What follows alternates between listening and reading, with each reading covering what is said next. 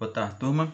Vamos dar continuidade e finalizar o nosso capítulo 11, certo? Aqui no nosso conteúdo sobre o declínio do Império Romano.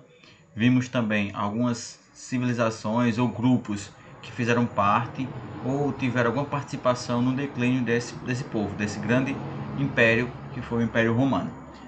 Vimos sobre o Império Bizantino, vimos sobre a ruralização com as invasões dos bárbaros, vimos esse declínio. Vimos a ascensão do cristianismo e agora nós vamos ver sobre os muçulmanos, que também é uma pequena parte ali do Oriente Médio, ali na região onde hoje fica a Arábia Saudita, Iraque, essa região ali que também era dominada pelos romanos, que depois foi perdendo suas forças e os muçulmanos tomaram de conta. Tá? Aqui na página 197, nós vamos ver o tópico os muçulmanos. Beleza? Enquanto o Império Bizantino conquistou terras no Ocidente, na Arábia surgiu um líder que fundou nova religião monoteísta. O que quer dizer monoteísta? Mono quer dizer um, teísta, Deus, ou Teus, no caso do grego Teus, Deus. Ou seja, um Deus, que é quem? A religião islâmica, ou o islamismo. Ok? Vocês podem ver lá embaixo, aqui explicando o que é islamismo, muçulmano e Hégira.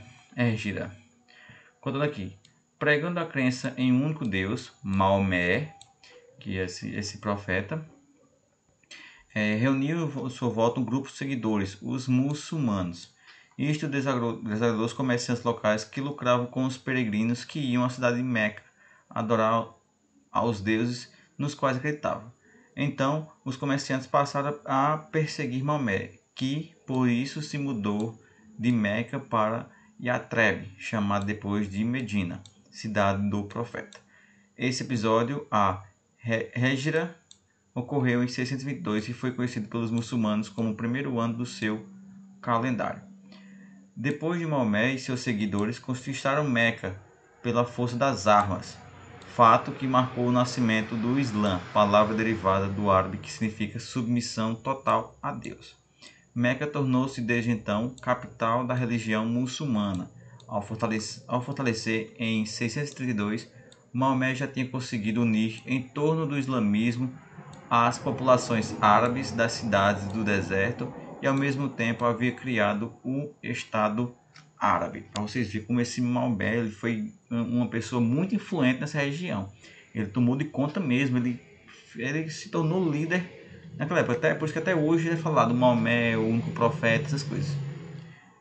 Aqui na página 198 nós vemos o tópico o islamismo. Então vamos conhecer. A religião criada por Maomé é chamada de islamismo e seu princípio fundamental é a crença no único Deus, o monoteísmo, como já viu na página anterior. O islamismo é uma religião simples e este é, com certeza, um dos motivos de sua rápida expansão pelo mundo. Todo muçulmano deve fazer o quê? Tem algumas coisinhas que os muçulmanos devem fazer para serem muçulmanos, digamos assim, seguir a religião. Qual é? Crer em um só Deus, conhecido como Alá, e seguir os ensinamentos de Maomé e seus mensageiros, orar 5 vezes ao dia com o rosto voltado para Meca. A gente tem que ter a noção espacial, onde você está e onde Meca está. Por exemplo, se você estiver para lá, você tem que virar todo dia e orar para lá, como se é Meca, que é esse negocinho aqui, ó, essa pedra, ó, a cidade que fica localizada. O outro motivo é dar aos necessitados uma ajuda proporcional aos bens que possui. Outro é jejuar durante 30 dias no Ramadã, que é o mês do jejum. O fiel não deve ingerir nem alimento nem água, do nascer ao pôr do sol. Ou seja, o dia todo não pode comer nada, jejum total, nem comer nem beber.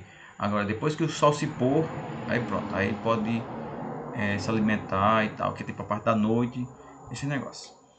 E a Meca, ao menos uma vez na vida, caso tenha recursos financeiros para isso. Meca é isso aqui, ó, onde fica localizado essa pedra aqui, que é a Pedra Negra. Deixa eu ver se eu acho aqui o nome desse local. Não tem aqui o nome, mas assim, eu acho que é Pedra Negra ou algo do tipo. É onde fica localizado, que é a Meca. A expansão islâmica, que é o próximo tópico. Após a morte de Maomé, os primeiros califas empenharam-se em expandir o islamismo para além da Arábia. Califa é seu tipo os chefes do islamismo. Tipo, é uma comparação muito paia, mas vamos lá. Digamos que Maomé é o Papa e os califas serão os padres, os bispos. Digamos que seja isso, mais ou menos para vocês terem noção. Claro que não é, só para comparar. O interesse no controle das vias de comércio por terra e por mar através do Mediterrâneo, o jihad, a guerra santa para converter os infiéis, em nome dado às pessoas de outras religiões, e a crença de que aquele que morresse lutando pela expansão do islamismo ganharia o paraíso. É por isso que às vezes vocês podem ver, claro, não vamos criar estereotipos, de dizer que é isso e pronto, não. Mas tem algumas pessoas que são muito radicais, que é aqueles por lá da Arábia, lá, que se matam em atentados bomba, coloca bomba no seu corpo e vai lá se matar em nome de Deus, tá? É tipo isso que está falando aí, ok? Sob a liderança dos Omíadas, os muçulmanos conquistaram grandes porções de terras no leste e oeste, depois partindo para o continente africano, tomando a Península Ibérica, e nessa península foram finalmente detidos pelos guerreiros francos na Batalha de Poitiers.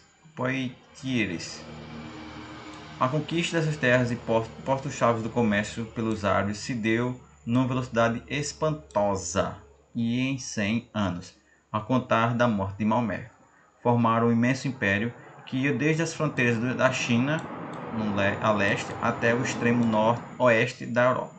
Ou seja, aqui vamos entender, quase do tamanho do Império Romano. O Império Romano tinha tudo isso aqui, certo? E os islâmicos conseguiram conquistar toda essa região aqui.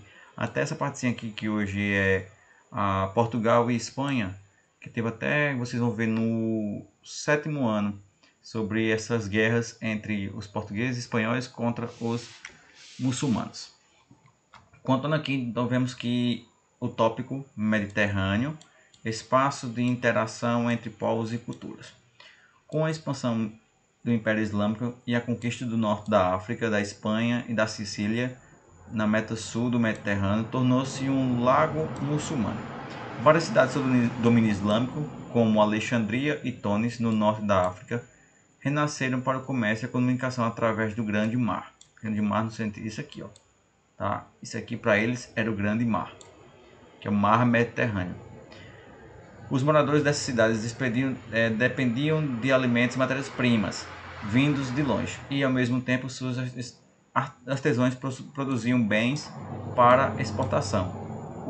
Os tunisianos, por exemplo, dependiam de grãos da Sicília e exportavam linhos e trigos de algodão para aquela ilha. Continuando então na página 200, vamos ver o seguinte, que a Espanha islâmica obtinha grãos do Marrocos e vendia para os marroquinos tecido e cerâmica, artesanato em metal. Naquela época, os marcadores já usavam notas de créditos e cheques para comprarem à vista ou à prestação. Você vê como o comércio já era bem evoluído, né? Que é essa interação entre todas as cidades conquistadas pelos islâmicos, igual no Império Romano. Mesmo sob a liderança dos muçulmanos, o Mediterrâneo, o comércio bizantino continuou vivo. Os mercadores bizantinos continuaram comerciando com o Ocidente via Itália e com o Oriente via Mar Negro. Os mercadores de Veneza, na Itália, também se arriscaram por mares muçulmanos, levando e trazendo mercadorias. Assim, nos séculos 8 e 9, o Mediterrâneo era cruzado por comerciantes árabes e muçulmanos, bizantinos, judeus, sírios, africanos, gregos, italianos, entre outros. Ou seja, muita gente, muitos povos. Por isso que o tópico diz, essa interação de culturas e povos. Ou seja, os mercadores do Oriente, da África e da Europa circulavam pelo Grande Mar, levando e trazendo mercadorias. O Grande Mar, como falei, é o Mar Mediterrâneo. Essas mercadorias, porém, não trocavam apenas por mercadorias. Pelo Mediterrâneo, de porto em porto, iam levando e trazendo também ideias, práticas, línguas, religiões e saberes. Foi pelo Mediterrâneo, por exemplo, que obras de medicina e filosofia grega chegaram ao sul da Espanha e lá foram levadas à Itália.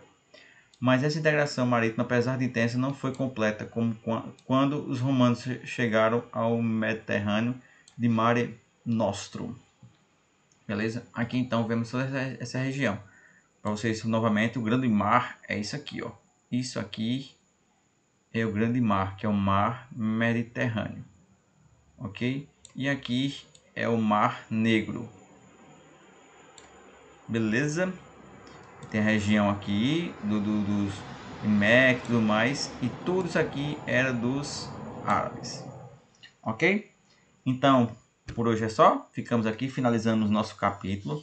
Finalizamos aqui nosso conteúdo de hoje.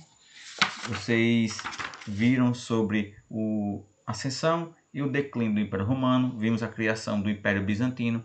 Vimos o crescimento do cristianismo, que deu origem à Igreja Católica que a gente conhece hoje. E vimos a ascensão dos bárbaros, que vão dominar toda aquela região do Império Romano. E finalizamos então com os muçulmanos, que foi esses povos, essa cultura que dominou quase toda a região que era dominada pelos romanos. Tá ok?